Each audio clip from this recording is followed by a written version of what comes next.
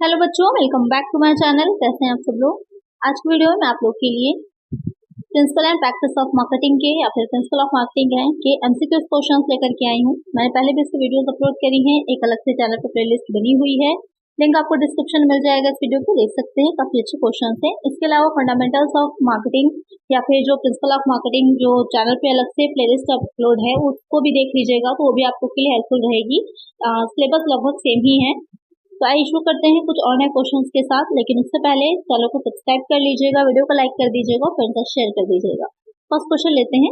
Companies use dash for the equity of a brand name to address segment needs. कंपनियां खंड की जरूरतों को आवश्यकताओं को पूरा करने के लिए ब्रांड नाम की समता के लिए डैश का उपयोग करती हैं। ब्रांड तत्व, ब्रांड ब्रांडिंग, उपब्रांड इनमें से कोई भी नहीं।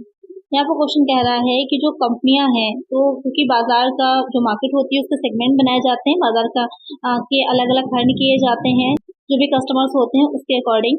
तो उनकी आवश्यकताओं को पूरा करने के लिए और जो ब्रांड है कंपनी का उसकी ब्रांड को इक्विटी उस पर या समता पर ले जाने के लिए कंपनी जो होती है उसके जो उपयोग कर कंपनी जो होती है किसका उपयोग करती है, तो वो हो जाएगा सब ब्रांड का। तो एक आंसर हो जाएगा ऑप्शन सी। यहाँ पर कंपनी क्या करती है, अपने कई उप ब्रांड भी बनाती है और मार्केट में लेकर के आती है, जिससे कि उनकी जो और नीड्स हो, जैसे कि फॉर एग्जांपल हम बात करें कम्प्लान है, कम्प्लान में बच्चे जो होते हैं उनको अलग अलग टेस्ट का अलग अलग फ्लेवर का पसंद होता है। तो उसमें आप देखते होंगे आप चॉकलेट का आता है, अलग अलग बादाम का उसमें आता है, कई तरह का उसमें आपको मिल जाएगा जो फ्लेवर अलग अलग होते हैं। तो एक ही कंपनी है अपने कई सब ब्रांड भी लेकर के आ रही है जिससे कि लोग उसको ज्यादा खरीदें। तो यहाँ का एक आंसर हो जाएगा option C. Next question, if a company uses successful brand names to launch a new or modified product in a new category this strategy is called dash. यदि कोई कंपनी किसी नए या संशोधित उत्पाद को नई श्रेणी में लॉन्च करने के लिए सफल ब्रांड नामों का उपयोग करती है तो इस रणनीति को डैश कहा जाता है। ब्रांड प्रसार, सह ब्रांडिंग, लाइन विस्तार, मल्टी ब्रांडिंग, ब्रांड एक्सटेंशन, को ब्रांडिंग, लाइन एक्सटेंशन या फिर मल्टी ब्रांडिंग। यहाँ पर क्वेश्चन क्या कह रहा है, क्वेश्चन कह रहा है कि कंपनी कोई अपना नया प्रोडक्ट या फिर जो प्रोडक्ट ऑलरेडी एग्जिस्टिंग था उस प्रोडक्ट में ही कुछ इम्प्रूवमेंट करने के बाद उस प्रोडक्ट को लेकर के मार्केट में आ रही है, तो वहां पर और उसे एक नई श्रेणी में एक नई तरह से लॉन्च कर रही है, तो उसमें जो सफल ब्रांडों का नाम का उपयोग करती है, यानी कि जो ऑलरेडी उसके एग्जिस्टिंग होते हैं उन नाम को यूज करती है जिससे कि लोग जल्दी उस प्रोडक्ट के या उस ब्रांड के बारे में जान पाए। तो उस रणनीति को, स्ट्रैटेजी को क्या कहा जाता है, ये क्वेश्चन आपसे पूछ रहा है। तो उसे क्या कहा जाता है, ब्रांड एक्सटेंशन कहा जाता है, ब्रांड का प्रसार करना कहा जाता है। एक आंसर हो जाएगा ऑप्शन ए। नेक्स्ट क्वेश्चन है, the strategy adopted by retailers and wholesalers for creating there private brand is called. खुदरा विक्रेताओं और थोक विक्रेताओं द्वारा अपना निजी ब्रांड बनाने के लिए अपनाई गई रणनीति को डैश कहा जाता है। Store brand, mega brand, brand प्रसार, सह ब्रांड। अब यहाँ पर बात क्या हो रही है, मैन्युफैक्चरर की नहीं हो रही, यहाँ पर किसकी हो रही है, यहाँ पर बात की जा रही है जो रिटेलर होते हैं और होलसेलर होते हैं, यानी कि जो आपके घर के आसपास शॉपकीपर्स होते हैं जो कि फुटकर में सामान बेच रहे हैं या फिर जो थोक विक्रेता है होलसेल में बेच रहे हैं, तो उनके द्वारा अपना कोई प्राइवेट ब्रांड को अगर प्रमोट किया जा रहा है तो उसको क्या कहते हैं, या उसके लिए जो स्ट्रेटेजी बनाई जाएगी उनके द्वारा वो क्या कहलाएगी, store brand, mega brand, brand extension, co brand. तो एक चीज क्या कहलाती है, ये हो जाता है स्टोर ब्रांड। तो एक आंसर हो जाएगा ऑप्शन ए। नेक्स्ट क्वेश्चन है, when two brand names from different companies use the name of the same product this branding strategy is called dash। जब विभिन्न कंपनियों के दो ब्रांड नाम एक ही उत्पाद के नाम का उपयोग करते हैं तो इस ब्रांडिंग रणनीति को डैश कहा जाता है। छाता branding, store branding, mega branding, सह branding, umbrella branding, store branding, mega branding और को ब्रांडिंग। यहाँ पर क्वेश्चन क्या कह रहा है, तो अगर कंपनियां हैं दो अलग अलग हैं, डिफरेंट कंपनीज हैं, उनके ब्रांड भी क्या हैं, अलग अलग हैं, लेकिन वो जो प्रोडक्ट है उस प्रोडक्ट में दोनों सेम का यूज कर रही हैं, सेम अपना जो है एक ही प्रोडक्ट बेच रही हैं, दो ब्रांड अलग अलग हैं लेकिन नाम उनका उत्पाद का प्रोडक्ट का एक ही है, तो इस ब्रांड रणनीति को क्या कहा जाएगा, क्वेश्चन ये पूछ रहा है। तो यहाँ पर इस रणनीति को क्या कहा जाएगा, क्वेश्चन आपसे ये पूछ रहा है, तो इसे कहा जाता है को ब्रांडिंग, सह ब्रांड। नाम से ही क्लियर हो रहा है कि एक साथ मिल करके दो अलग अलग कंपनियां हैं जो एक ही उत्पाद की ब्रांडिंग कर रही हैं, तो आपका को ब्रांडिंग कहलाता है। इसका आंसर हो जाएगा ऑप्शन डी। नेक्स्ट क्वेश्चन है, The strategy of using a name, logo, sign, symbol or design etc. to help consumers identify a product or service and also differentiate it from competitors is called dash. उपभोक्ताओं को किसी उत्पाद या सेवा की पहचान करने और उसी प्रतिस्पर्धियों से अलग करने में सहायता करने के लिए नाम, लोगो, चिन्ह, प्रतीक या डिजाइन आदि का उपयोग करने की रणनीति को डैश कहा जाता है। छाता ब्रांडिंग, ब्रांडिंग, मेगा ब्रांडिंग या फिर सह ब्रांडिंग। इसमें क्वेश्चन आपसे पूछ रहा है कि जो एक कंपनी अपने प्रोडक्ट को बाकी जो कंपटीटर्स हैं उनके प्रोडक्ट से अलग दिखाने के लिए उसमें जो सिंबल का यूज करती है, जो नाम रख रही होती है या फिर जो लोगो होता है, उसको क्या कहा जाता है ये पूछ रहा है। तो उसे कहा जाता है ब्रांडिंग या ब्रांड बनाना, अपना एक अलग नाम, अपनी एक अलग पहचान बनाना, वो कहलाता है ब्रांडिंग। तो एक आंसर हो जाएगा ऑप्शन बी। अच्छा, यहाँ पर कंपनी जो होती है वो एक चीज का ध्यान रखिएगा, एक कंपनी कई ब्रांड भी निकाल सकती है। कंपनी सेम ही रहेगी लेकिन उसके प्रोडक्ट अलग अलग ब्रांड के नाम से फेमस होते हैं। मेन क्या फेमस होता है, कंपनी का नाम लोग इतना ध्यान नहीं देते, मेन ब्रांड ही फेमस होता है। जैसे कि लाइफ बॉय एक ब्रांड है, कंपनी नहीं है, एक ब्रांड है लाइफ बॉय। लेकिन अब वो लाइफ बॉय इतना फेमस हो गया, चाहे उसका हैंड वॉश हो, अब उन्होंने क्या किया, एक्सटेंशन किया अपने उस ब्रांड का, साथ में उनके हैंड वॉश आ रहा है, उनका सैनिटाइजर आता है, उनके सोप्स आते हैं, तो बहुत सी चीजें क्या है वो निकाली उन्होंने साथ में अपने ब्रांड को। लेकिन नाम उनका सबका लाइफ बॉय ही रखा उन्होंने, क्यों? क्योंकि इसमें ये रहेगा कि उनका लाइफ बॉय नाम से वो चीज फेमस हो चुकी है, लोग पहचानते हैं, आइडेंटिटी बन चुकी है उसकी। तो यहाँ पर एक आंसर है ऑप्शन बी। नेक्स्ट क्वेश्चन है dash is a branding strategy of removing weaker brands and focusing a companies marketing expenditure only on brands that can achieve top market share positions in their category. Dash कमजोर ब्रांडों को हटाने और company के विपणन व्यय को केवल उन ब्रांडों पर केंद्रित करने की एक ब्रांडिंग रणनीति है जो अपनी श्रेणी में शीर्ष बाजार हिस्सेदारी हासिल कर सकते हैं। सादा branding, store branding, mega branding, इनमें से कोई नहीं। यहाँ पर क्वेश्चन क्या कह रहा है कि एक कंपनी जब ये देख रही है कि कोई ब्रांड है जो मार्केट में नहीं चल रहा है या जिनमें इतना ज्यादा नहीं प्रोडक्टिव नहीं है, इतना इनकम नहीं हो रही है, इतना प्रॉफिट नहीं बना पा रहे हैं, तो उनको हटा करके जो मार्केट में अच्छा शेयर मार्केट जो मार्केट में अच्छी शेयर लेकर के आ रहे हैं, या इतना कह सकते हैं जो ज्यादा जिनकी सेल जा रही, ज्यादा बिक रहे हैं, जैसे कि सिंपल से अगर कोई आपके घर के आसपास स्टोर होगा, या अगर हम बात करें फूड इंडस्ट्री की, कोई कैफे है, वहां पर कोई एक चीज बहुत उसकी फेमस है, तो आप ऑटोमेटिक वही चीज खरीदने जाते हैं तो उसकी सेल सबसे ज्यादा हाई रहेगी उस कंपनी में।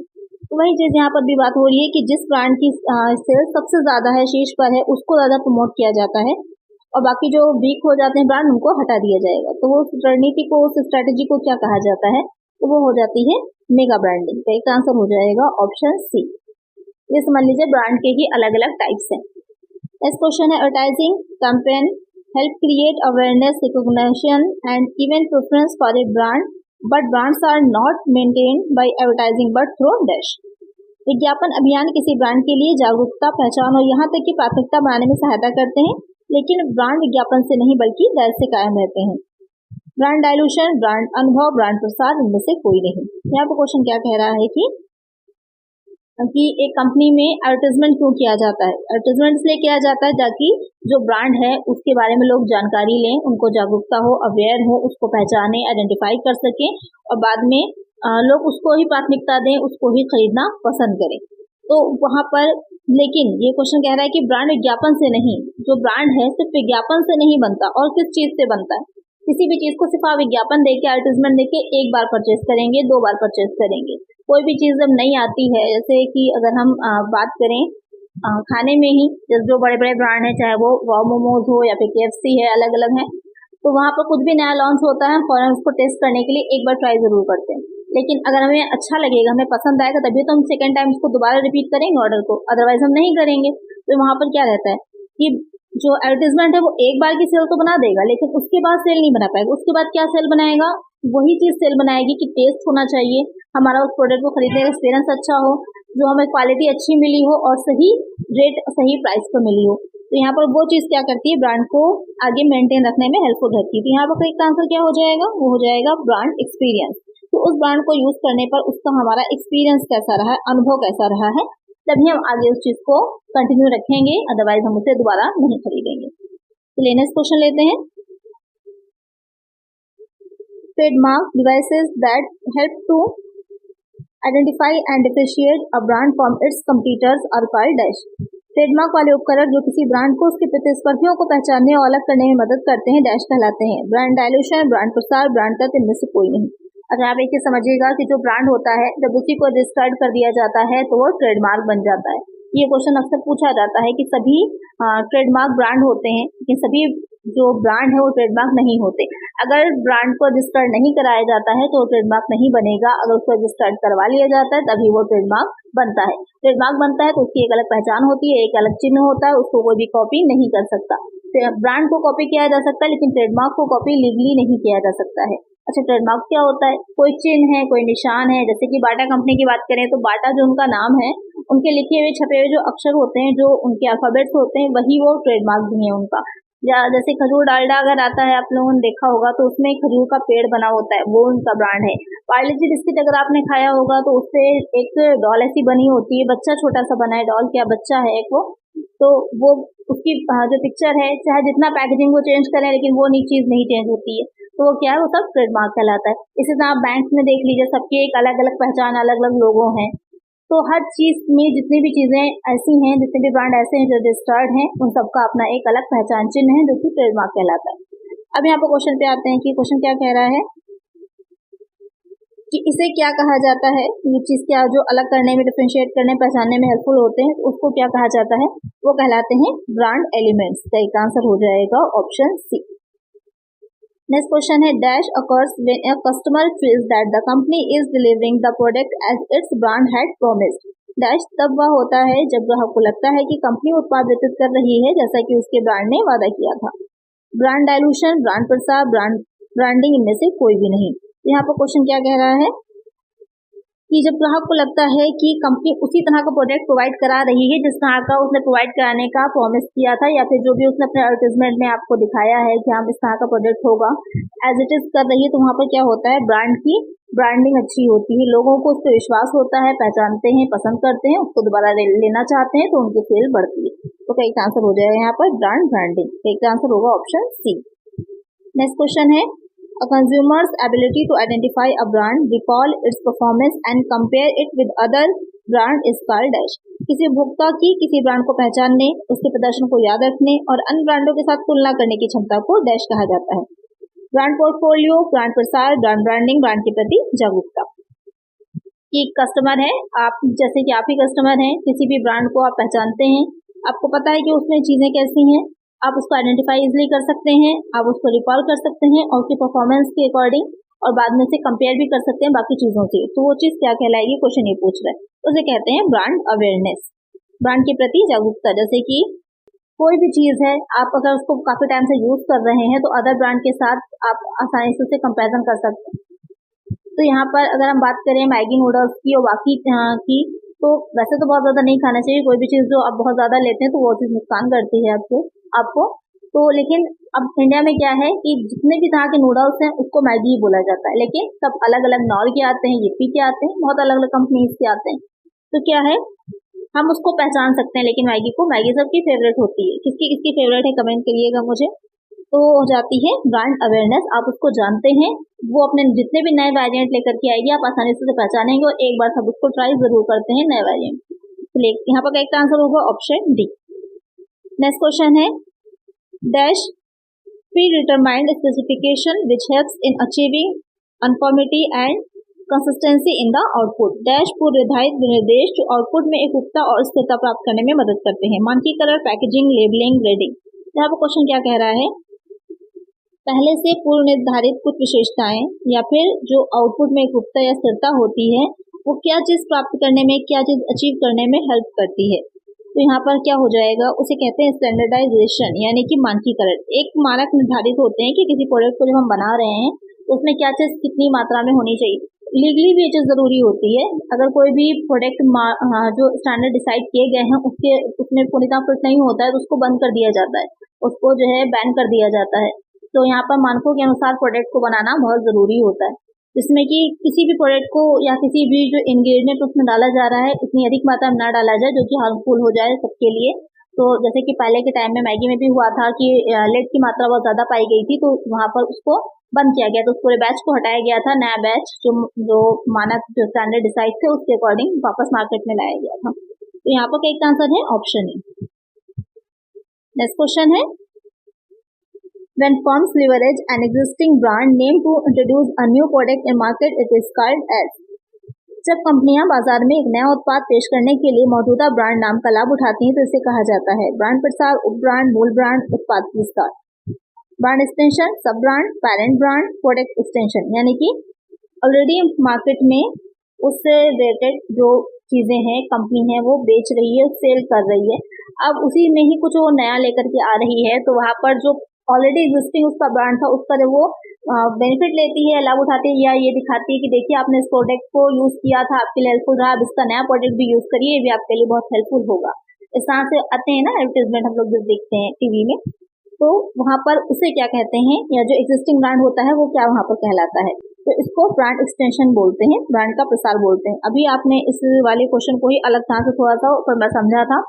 यहाँ पर करेक्ट आंसर है ऑप्शन ए। नेक्स्ट क्वेश्चन है a unique symbol that is part of a brand is referred to as. एक अद्वितीय प्रतीक जो किसी ब्रांड का हिस्सा होता है उसे कहा जाता है ब्रांड का नाम, ब्रांड का निशान, कोई प्रतीक चिन्ह या फिर पेटेंट। अभी इसको मैंने आप लोग को डिटेल में समझाया था कि क्या होता है, वो लोगो होता है।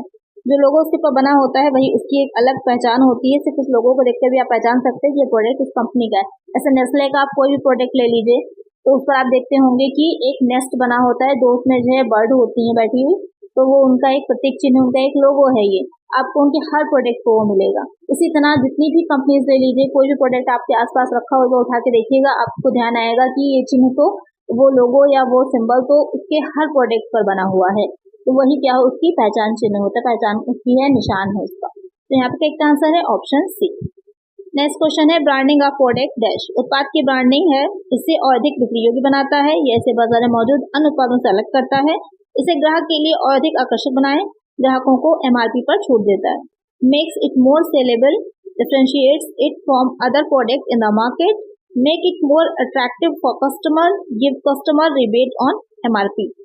तो ब्रांडिंग ऑफ प्रोडक्ट क्या है, ये क्वेश्चन पूछ रहा है, ये हो जाएगा आपका, ये डिफरेंशिएट करती है, जो प्रोडक्ट की ब्रांडिंग होती है वो डिफरेंशिएट करती है अदर प्रोडक्ट से जो मार्केट में ऑलरेडी बिक रहे हैं उससे थोड़ा सा अलग करती है। जैसे कि कुरकुरे लेने जाइए आप, कुरकुरे जो हैं आपको कई कंपनीज के मिल जाएंगे, बिंगो के भी आते हैं और टेढ़ी मेढ़े के नाम से आते हैं, कुरकुरे अपने इसी नाम से आता है, इसके अलावा हल्दीराम के भी आते हैं, अलग अलग सारी कंपनीज के आते हैं, टेस्ट में थोड़ा सा माइनर सा डिफरेंस होता है और उनकी आप देखेंगे सेम होते हैं, कोई चेंजेस नहीं होंगे। अब तो जितने भी उसमें नए नए फ्लेवर्स है सब में वो फ्लेवर्स भी आ गए, तो क्या है लेकिन उनका सबका अपना जो एक निशान है, उनका जो एक लोगो है, ब्रांड है उनका, वो उसे डिफरेंशिएट करता है अलग अलग। वरना ऐसे अगर खोल के रख दिए ना सारे आपके सामने अलग अलग बाउल्स में करके तो आप पहचान नहीं पाएंगे कि कौन सी कंपनी का आप खा रहे हैं, लेकिन आप जो पैकेजिंग है उसकी उसके ऊपर जो ब्रांड है उससे आप पहचान सकते हैं कि किस कंपनी का है।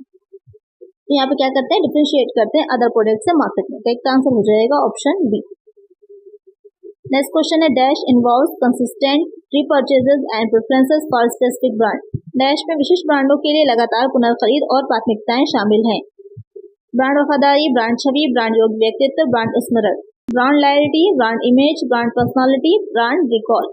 तो क्वेश्चन यहाँ पे क्या कह रहा है कि विशिष्ट ब्रांड जो स्पेसिफिक ब्रांड्स होते हैं उनमें कि दोबारा से लोग उसको रिपर्चेज करें या दोबारा से उनको प्राथमिकता देते हैं, उनको प्रेफरेंस आता है कि हम इसे ही खरीदें। जैसे कि हम बात करें चाय की, तो हर किसी के घर में एक अलग जो टी है वो वाली यूज होती है, हो सकता है टाटा टी हो, किसी के अग्नि यूज होती होगी, किसी के ताजमहल की आती है, किसी के यहाँ गोल्डन टी आती है, सब जगह अलग अलग आती हैं, किसी के यहाँ ताज़ा आती है, मॉडर्न टी आती है, जितने भी बहुत वैरायटी है मार्केट में, तो सबके क्या अपनी एक अलग, और हमको टेस्ट भी वही अच्छा लगता है। अगर कभी वो ना मिले हम दूसरी लेकर के आते हैं तो वो हमें अच्छी नहीं लगेगी, क्यों? क्योंकि हमारा एक टेस्ट उसका डेवलप हो चुका है, हम उसके प्रति क्या है बहुत लॉयल हो चुके हैं, हमको वही प्रोडक्ट ही खरीदना होता है। तो उसे क्या कहा जाता है, ब्रांड की लॉयल्टी। जब आप एक ही चीज को बार बार खरीद रहे होते हैं और उसको चेंज नहीं कर रहे होते हैं वो ब्रांड लॉयल्टी कहलाती है। तो एक आंसर हो जाएगा ऑप्शन ए। तो आज की वीडियो में इतना ही। अगर वीडियो अच्छी लगी होगी, क्वेश्चन समझ में आ गए होंगे। अगर वीडियो अच्छी लगी है तो लाइक जरूर कर दीजिएगा, चैनल को नया सब्सक्राइब जरूर कर लीजिएगा और फ्रेंड्स के साथ शेयर भी कर दीजिएगा। मिलते हैं नेक्स्ट वीडियो में। Thank you.